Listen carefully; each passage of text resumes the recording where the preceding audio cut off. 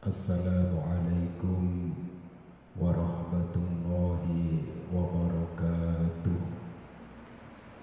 Bismillahirrahmanirrahim. Alhamdulillahi rabbil alamin.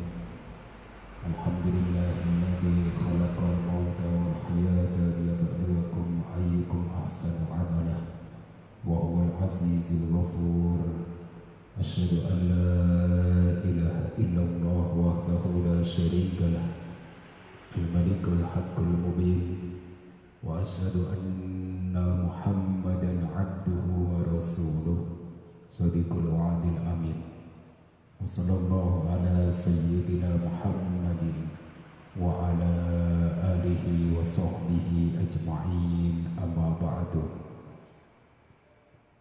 Sahadat al-afal kurama ingkang kawula taati, ingkang kawula pekteni saha sanget kawula arep-arep barokah doanipun para bapak yai, para ibu yai, bapak ustaz, ibu ustazah, jamaah salat subuh Masjid Hidayatullah sedaya ingkang insyaallah sedaya minjang lebet swarganipun Gusti Allah, saha para jamaah ngaji online Masjid Hidayatullah ingkang insyaallah sedaya angsal ridhonipun Gusti Allah. Alhamdulillah, tsumma alhamdulillah.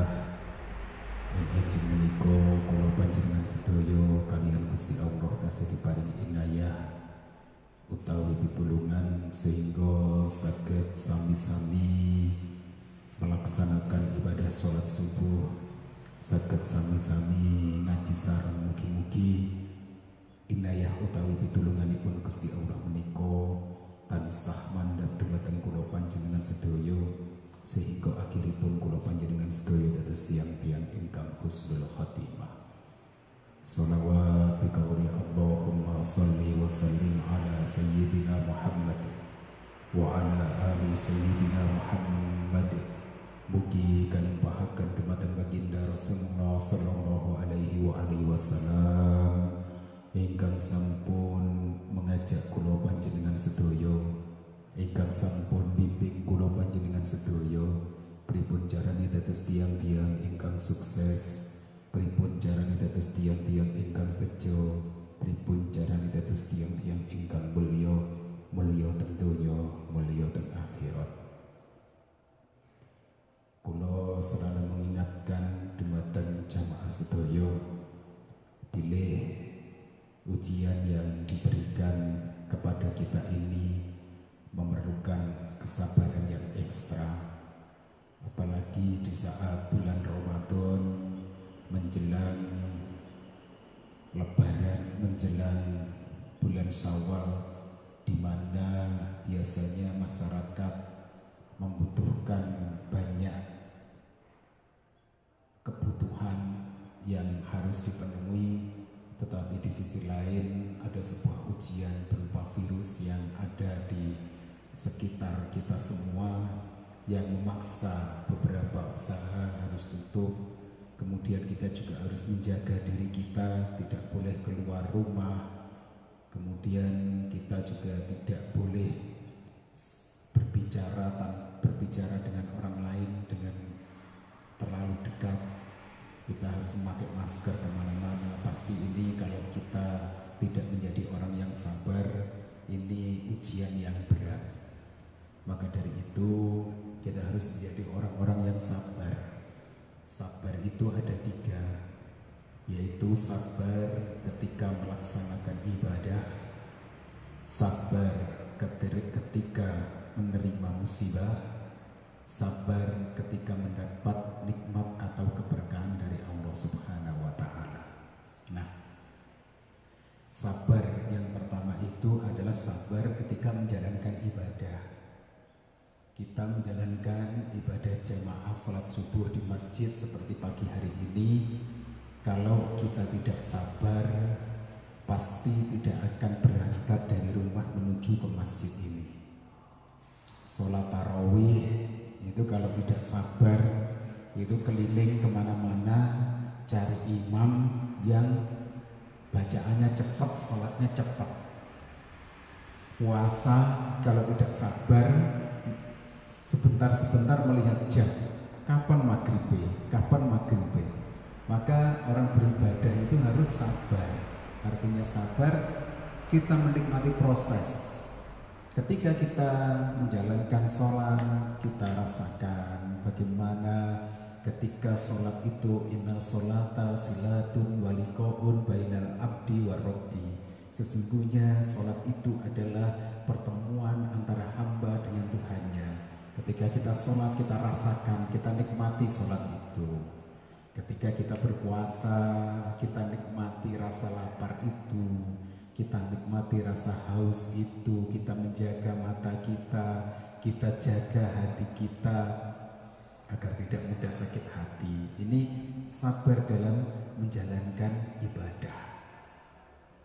Kemudian sabar yang kedua adalah sabar ketika mendapat musibah seperti saat ini. Ketika mendapat musibah seperti saat ini, kita harus menjadi orang-orang yang selalu mengatakan bahwa ini dari Allah dan akan kembali kepada Allah. Itu selalu dikatakan oleh orang-orang yang beriman. Wa basyiris sabirin alladzina idza asabatkum musibatun qalu inna lillahi wa inna ilaihi raji'un. Sesungguhnya ini dari Allah, akan kembali dari Allah, akan kembali kepada Allah. Mungkin kita diuji, kita tidak, ya mudah-mudahan kita dijauhkan dari sakit COVID-19 itu. Tetapi dampak ekonomi kita rasakan, ya kita kembali lapangkan hati kita bahwa ini dari Allah. Pasti Allah itu memberikan kita takdir yang baik. Tidak mungkin takdir yang buruk. Semua pasti ada hikmahnya. Ini di dalam hati kita harus tanamkan. Jangan sampai kita sedih berlarut-larut. Piye lek ekonomiku ngene iki, engko anakku piye, engko bojoku piye, engko iki piye. Kalau sudah piye seperti itu namanya mendramatisir masalah.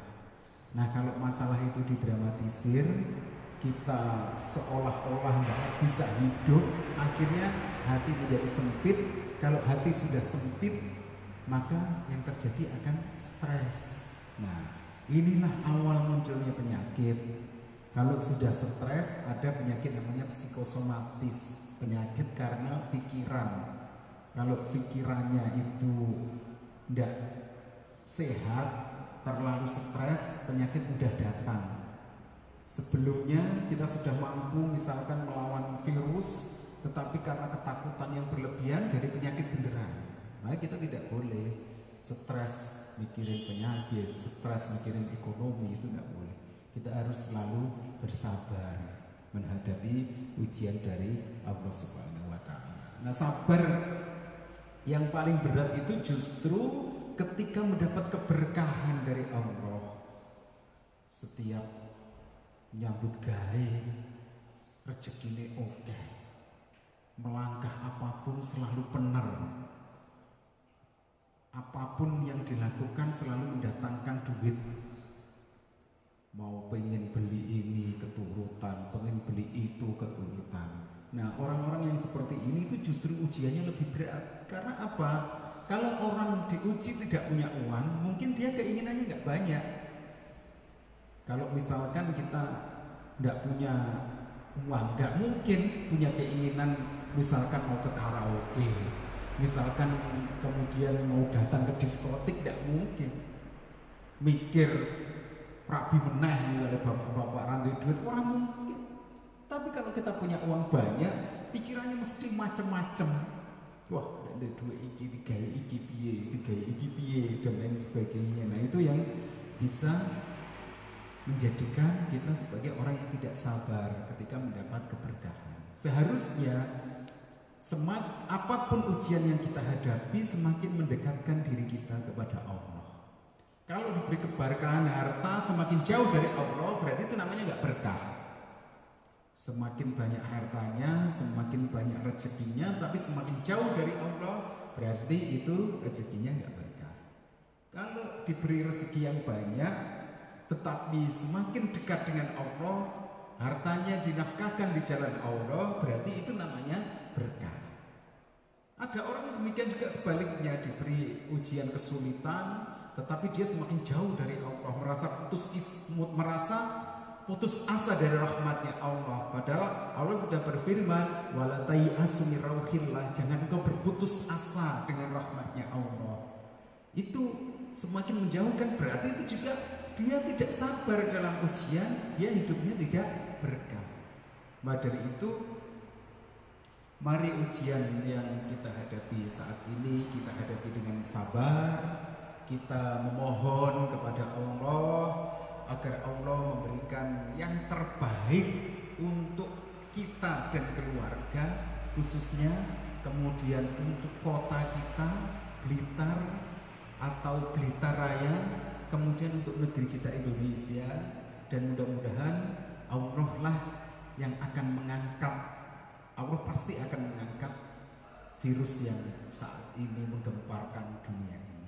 Nah, hadirin yang dirahmati Allah, itu sekedar pembuka tentang apa yang terjadi saat ini. Mudah-mudahan kita dijadikan sebagai orang-orang yang sabar, orang-orang kalau hatinya sabar itu selalu gembira.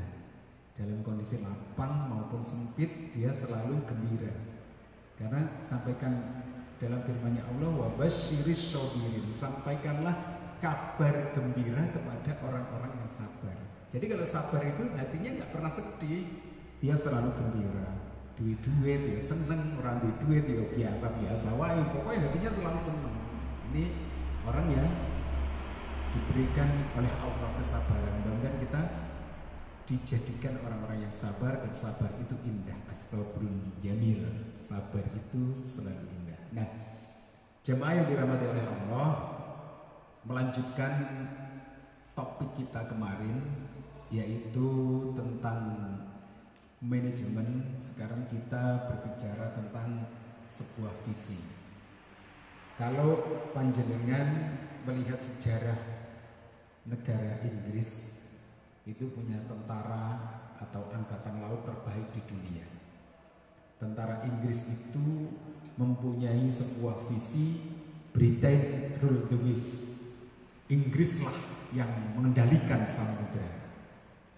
Apa yang terjadi dengan visi itu? Dengan visi Britain rule the wave, Inggrislah yang mengendalikan samudera, maka hampir semua negara di Eropa pada Perang Dunia Kedua hampir mampu ditundukkan oleh Inggris, bahkan sampai dengan ke Asia.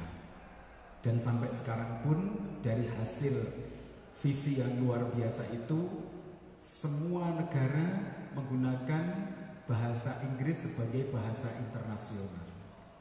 Ini karena visi yang luar biasa itu, perjuangan yang luar biasa dengan visi Britain rule the wave. Bahkan titik 00 pada jam kita atau GMT itu di Greenwich. Greenwich itu letaknya juga di Inggris.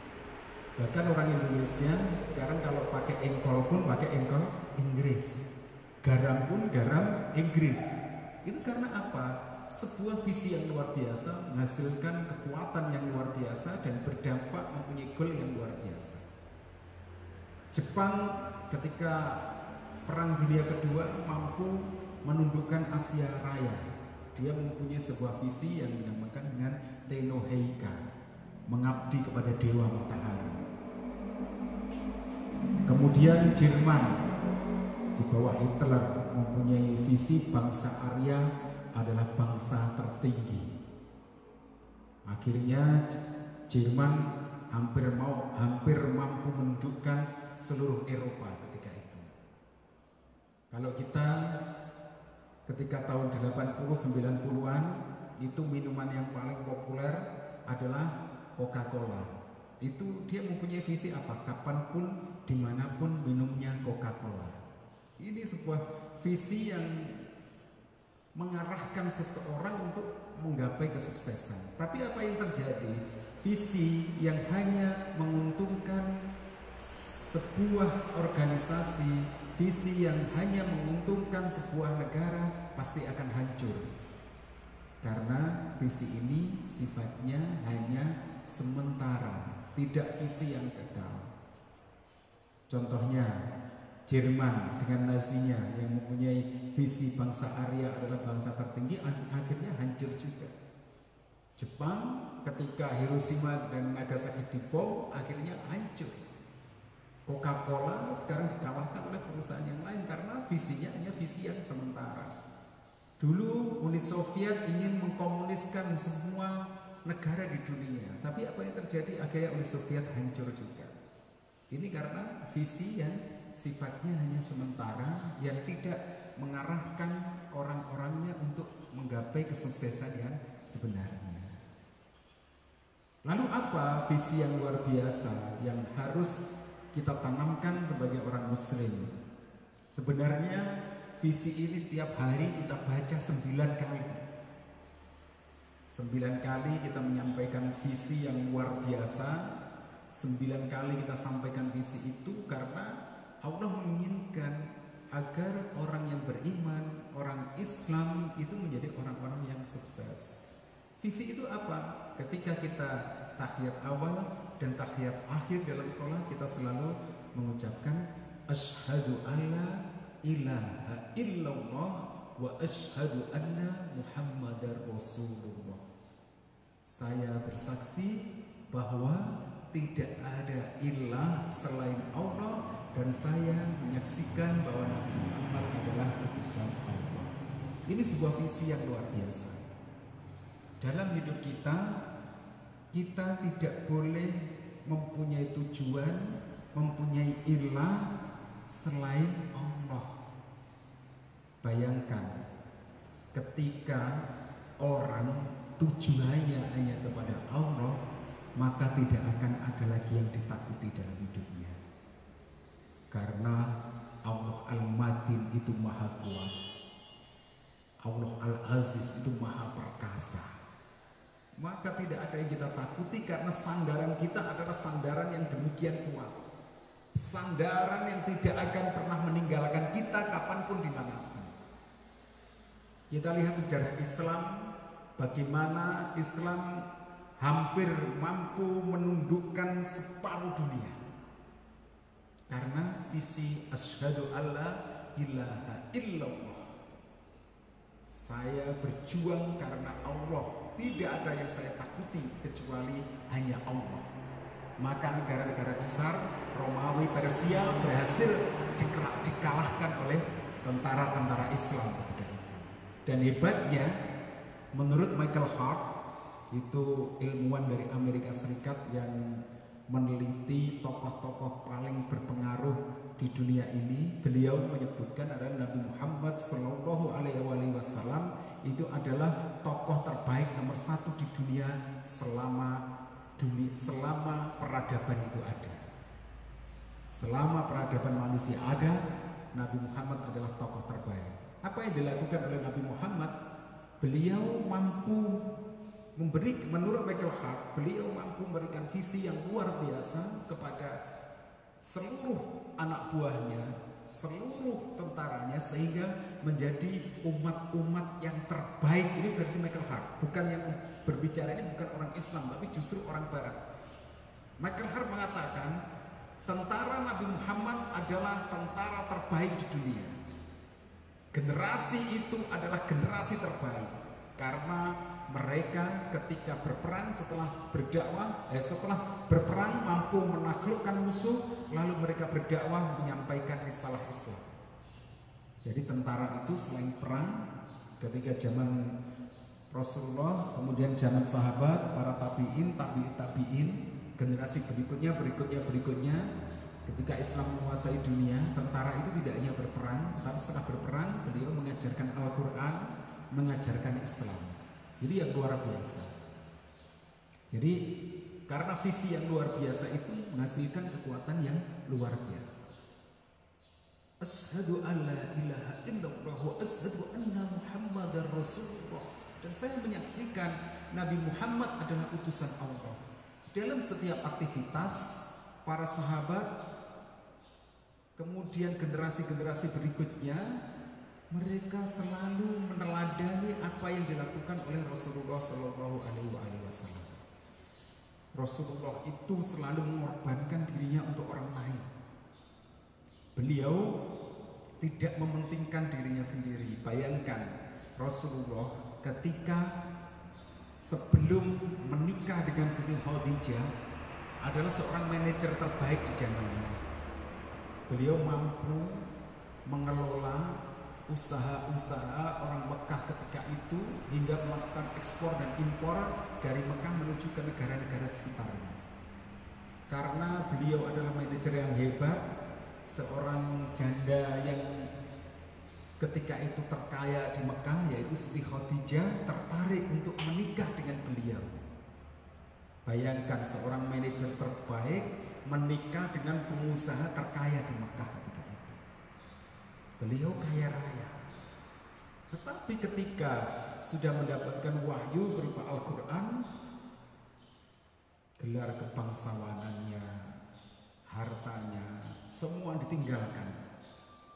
Beliau yakin bahwa balasan dari Allah itu jauh lebih baik daripada dunia beserta seluruh isinya. Maka dengan visi yang contoh yang luar biasa dari Rasulullah ini, kita banyak belajar dari beliau. Bagaimana ketika beliau menghadapi orang lain, berbicara tentang kecerdasan emosional. Rasulullah ketika berbicara dengan orang lain selalu melihat matanya. Bahkan orang ketika diajak berbicara oleh Rasulullah merasa seolah-olah hanya dia yang diajak bicara.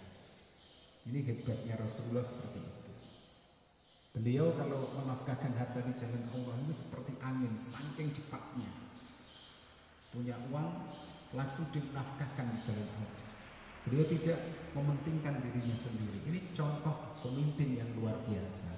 Jadi kembali ke visi tadi, dalam hidup ini kita harus meyakini, kita ikrarkan ketika tahiyat awal, ketika tahiyat akhir, kita sampaikan di dalam hati kita, kemudian kita ikrarkan di lisan kita, asyhadu anna ilaha illallah wa asyhadu anna muhammadar rasulullah. Saya bersaksi bahwa tidak ada Tuhan selain Allah, dan saya bersaksi Nabi Muhammad adalah utusan Allah. Ilah ini tidak hanya kita Tuhan saja, tetapi ilah ini segala yang kita lakukan dalam hidup hanya satu tujuan, yaitu Allah. Bukan bertujuan kepada manusia, bukan bertujuan ingin punya uang banyak, tetapi apapun aktivitas yang kita lakukan itu hanya karena Allah Subhanahu wa Ta'ala, bukan karena yang lain. Demikian yang bisa saya sampaikan. Mudah-mudahan ada manfaatnya, dan mudah-mudahan kita semua dalam setiap sholat ikrar ini selalu kita tancapkan di hati kita, dan mudah-mudahan kita menjadi orang-orang yang terbaik, orang-orang yang mulia di dunia, mulia di akhirat, dan kita semua nanti akan bersama-sama dengan Rasulullah Sallallahu Alaihi Wasallam di surganya Allah Subhanahu Wa Taala. Mohon maaf jika ada kekurangan. Wassalamualaikum warahmatullahi wabarakatuh.